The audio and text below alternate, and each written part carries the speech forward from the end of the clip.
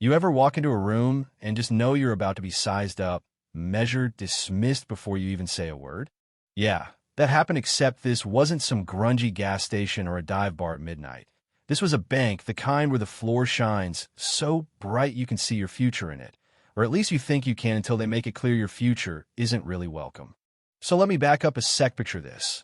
A black man in a crisp navy sport coat, Terrell Harmon, walks into Mechlin Financial right around noon.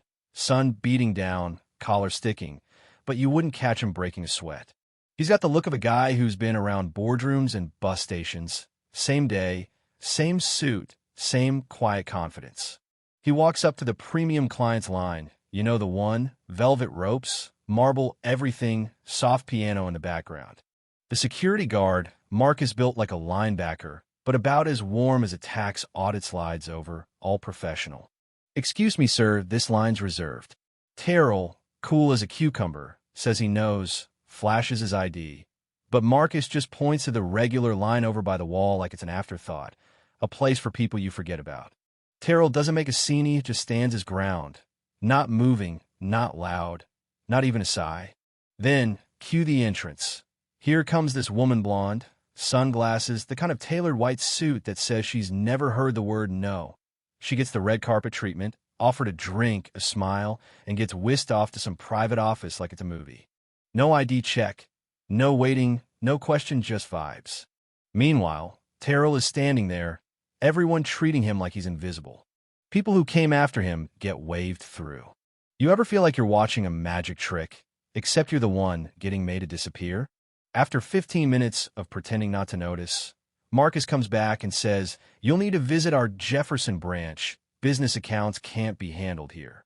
No explanation, no documents checked, just policy. Like that's supposed to be the end of the story. Terrell just nods, doesn't give them the satisfaction or reaction. And as he walks out, his phone buzzes.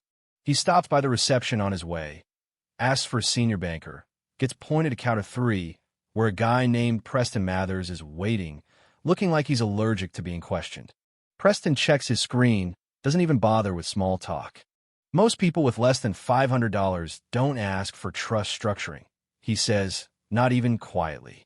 Terrell holds steady, says he's here by instruction, wants to meet a trust officer. Preston makes it crystal clear this side of the bank isn't for basic needs. Maybe he should try a community branch.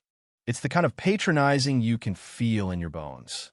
Terrell doesn't flinch, just asks if his request is being denied or ignored. Preston fakes a grin, says, "We don't bring in our trust officers for balance inquiries." Translation: take a hike.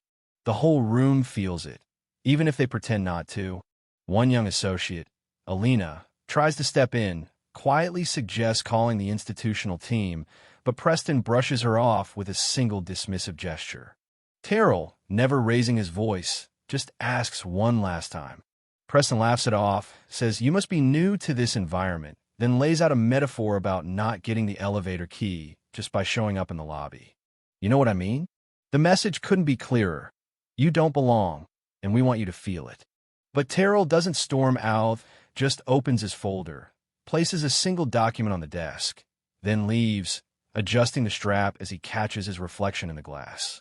Preston, rattled but pretending he isn't, calls security, files a report that says possible disruption, inconsistent documentation, all the right buzzwords for the higher-ups, all completely empty. The whisper network gets going, staff talk in low voices. Who was that guy? Meanwhile, Terrell? He's just getting started. The next day, he comes back, same calm, same folder, but this time Marcus, the security guard, intercepts him right at the door. "Sir, I need to speak with you outside. You've been flagged for causing a disturbance." There's no details, just a policy shield and a security escort. The whole lobby slows down, people staring, some curious, most just grateful it isn't them. Alina looks ready to say something, but stays silent. Terrell, keeping that same composure, just asks if there's any written policy violation. Of course there isn't. He leaves without protest, but everyone's eyes are glued to him. Their story's already being written in their head. She must have done something wrong. Here's the twist, Alina. Turns out she's not just a bank employee. She's a senior investigative reporter. She records the whole thing, uploads it to her editor at the Sentinel with a note. Blatant racial profiling, procedural manipulation, client removed without cause. Within hours, the video's on legal review, and the wheels are turning faster than anyone at the branch can keep up with. Meanwhile, inside Mechlin, management's response is to do nothing. Alina tries to escalate the issue. Her boss brushes her off. Compliance gets a vague warning about a media inquiry, but still shrugs it off. Preston, ever the smug operator, figures he's untouchable until Terrell comes back one more time. Now in a charcoal overcoat, straight to Preston's desk, leaves a sealed envelope, doesn't say a word. Preston, thrown off, tries to keep control, but something in the way Terrell looks at him, it's like the power dynamic in the room just flipped on its head. The next morning, before the coffee's even brewed, the system starts flagging transactions, massive withdrawals from trusts, millions upon millions, all tied to one name, Terrell Harmon. By 7:30 a.m., Mechlin's execs are in full panic mode. Turns out, Terrell isn't just some guy. They discover he's the controlling stakeholder of a silent fund that holds over 12% of the bank itself. Every big move they'd made in the last 3 years needed his passive approval. The man they humiliated and kicked out was, quite literally, their boss's boss. News breaks. The video goes viral, headlines everywhere. Power in silence. Billionaire ejected from his own bank. Public outcry explodes. Withdrawals spike. Mechlin CEO has to address the media. Preston gets suspended. Harold, the branch manager who ignored the warning signs, is gone. A line in O vital to the story gets promoted to the communications team. But the best twist? Terrell sends a letter to the bank, not demanding Preston be fired, but that he attends a grueling 12-week program on equity and justice, fully funded by Terrell's Harmonic Trust Initiative. The program's not some feel-good retreat, it's a crash course in humility, in listening, in unlearning years of systemic bias. A year later, Preston's not a bankier, he's working as a coordinator at a community equity event, blending in, helping set up chairs, no fancy title, just a fabric badge. Terrell walks in, no fanfare, just a nod, a handshake.